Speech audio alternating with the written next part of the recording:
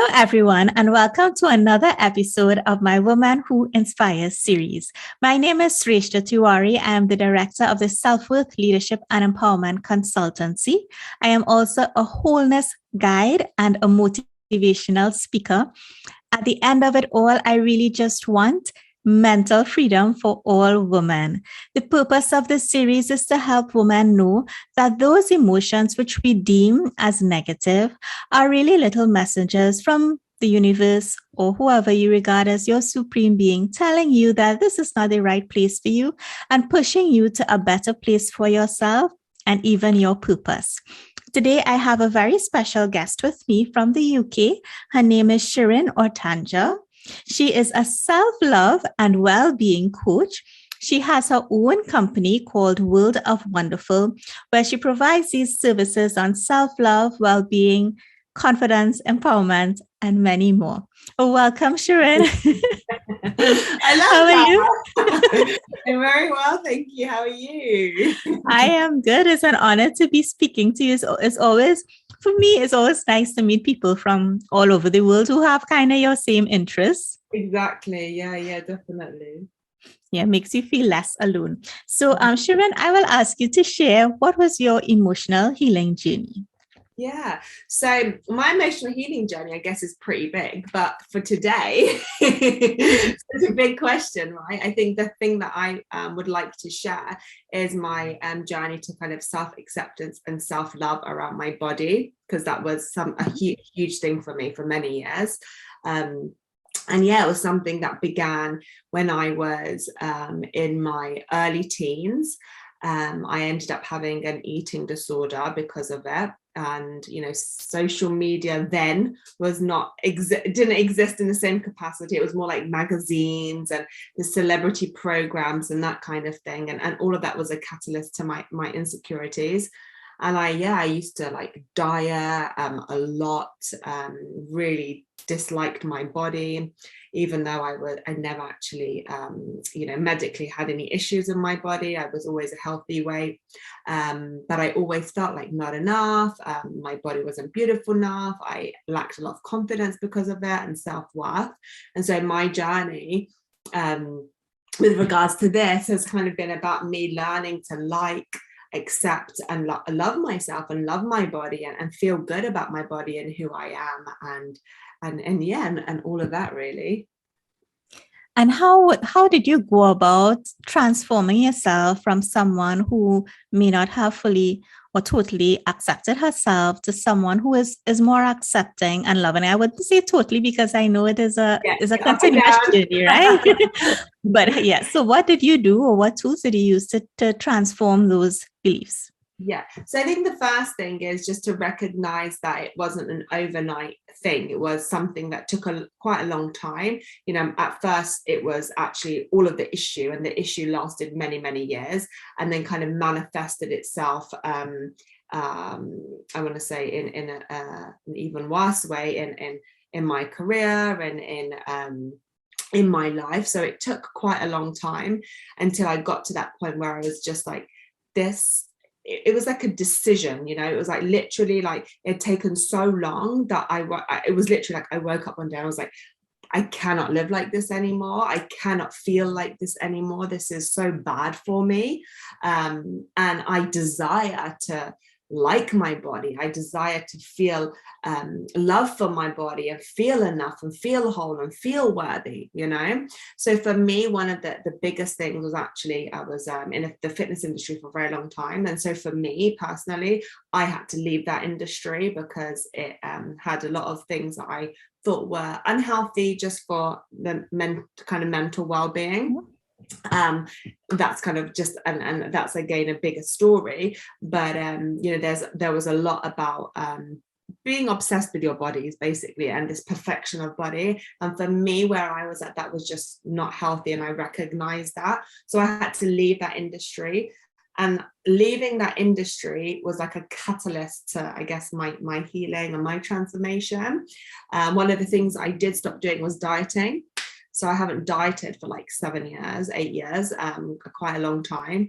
And that was like super scary at first. But, you know, first of all, it was like leaving the fitness industry just because it had so many triggers for me.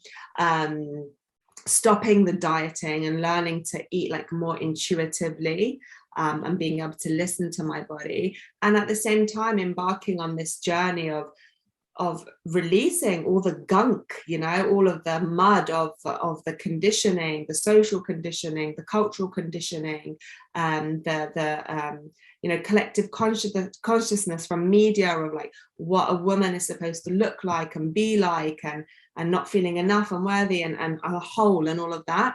So beginning my journey into releasing that, and I, you know, I had counseling and coaching and healing. And for me, you know, yes, I've read, like, I have lots of books up here. I read many books. You know, I did a lot of kind of personal development stuff just from like videos and books and that kind of thing. But for me, the biggest transformation, or should I say the biggest shift, was when I entered into like the kind of coaching world and the healing world, because you get to go so deep, you know, and you get to really transform those beliefs and transform those feelings from such a deep level that it allows you to transform and evolve and grow. So I don't know if that was too much information or not enough. Condensed, that's kind of my journey. Yeah, that's perfect and interesting, because I like how you break it down. So first of all, I mean, you really have to recognize that you have this issue. I mean, if you don't, you really can't do anything to help yourself. So you said you recognized it, and for years, and I think all of us could relate to that, because we all have something that goes on for years, and one day you realize, no, I don't deserve this. And well, this is in my words, I don't deserve this, and I have this desire to do XYZ. And in order for me to do those things, I really need to deal with this thing that is kind of holding me back. And you spoke about your desire to like your body, which I'm sure all women can relate to. And I like that you spoke about making what may have been a tough decision to leave something possibly that you loved, because you recognize that there were elements of that was hurting the acceptance of yourself or triggering you. And in leaving that, you spoke about how that was really the catalyst for your transformation and got you into doing the things you should have been doing, but not doing because somebody was sort of ordering you to do it, or not doing it because you're seeing everybody around you doing that, doing it out of your own internal freedom, intuitively, and to release all of the conditioning that you got from everywhere, be it friends, family, media, work, everywhere that it came from. And also investing in tools such as the counseling and the coaching in order to heal. And it's amazing because now you are a self-love coach. And the thing with our journey is it prepares us so much to do what we love, right? Definitely. So I find your story is so amazing. And I want to ask you, are you grateful for those experiences that you went through that got you where you are today? I think the ultimate answer is yes, you know, of course. If you look back and you answer from that place, then no, because it's such a tough journey. And it's like, well, why wasn't I just born with all the confidence and self-love and perfect body, you know? And it's like, so that journey is like really, really tough. But that journey has allowed me to not only like kind of come home to who I am, but because of what I've experienced, I can help women, you know. And had I not gone through that journey, I wouldn't be able to empathize, sympathize, know the answers, know the secrets, know how to make that change for other people as well, you know. So ultimately my answer would be yes. But I think anytime we're going through something really tough, we obviously wish we didn't have to, you know. Yeah, and that's the point of this series, right? Because when we're going through these things, we really don't know what's at the end of it. And when you're in the moment, we also encourage everyone to live in the emotion, live in the sadness, and live in the depression, and go through the cycle of it, as opposed to spiraling out of it and doing something unhealthy, which again is what we see in the media. But I love how you said you came home to yourself, and because of that, you are able to help identify with so many women and empathize and all of these things that, sometimes one of my peeves is, sometimes people teach from reading a book. But when you teach from reading a book, it's so different to somebody who is telling you or helping you from their own life experience, because you can't get feeling and emotion from a book, but you could get it from somebody saying, I went through that and I identify where you are and I know how you feel, or I can identify with what you may be going through, because all of us relate differently. So, and I love that you said you came home to yourself. That is so powerful.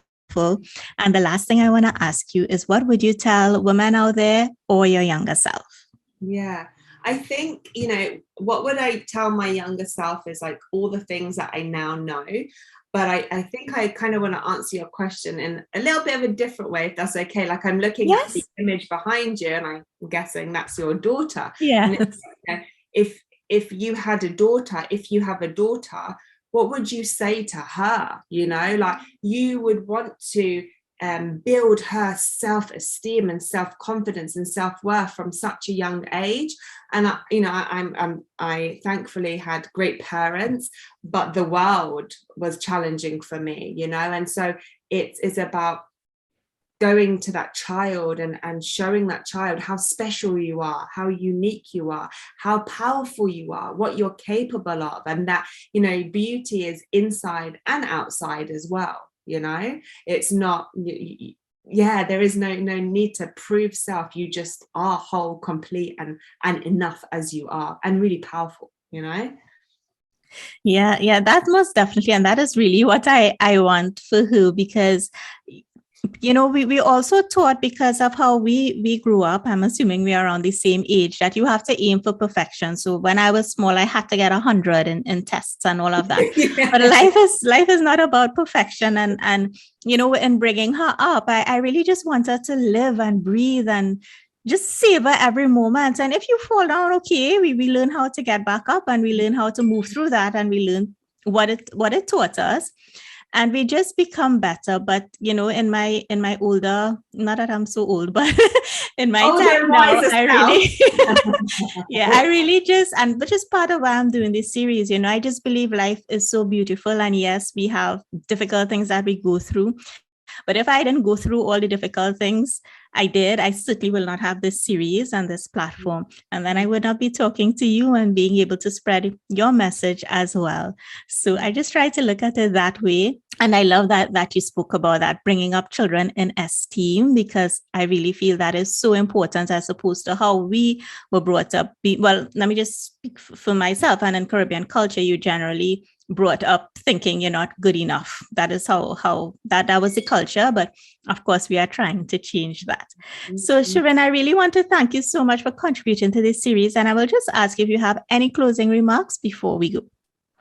Yeah, I think it's, just ladies, come back to truly loving yourself. It is a journey. And I think the first stage is acceptance. The second stage is like, and the third stage is love. And wherever you are at those stages, that's okay. And you might just jump into self-love. But, embarking on that journey does transform our lives, because when we feel deeply loved by ourselves, we have a sense of empowerment. And when we feel that sense of empowerment, this will manifest in different areas of our life, whether that be the relationships, the career, the business, the finance, the health. And so, know that you are worthy, you are whole, and you are enough.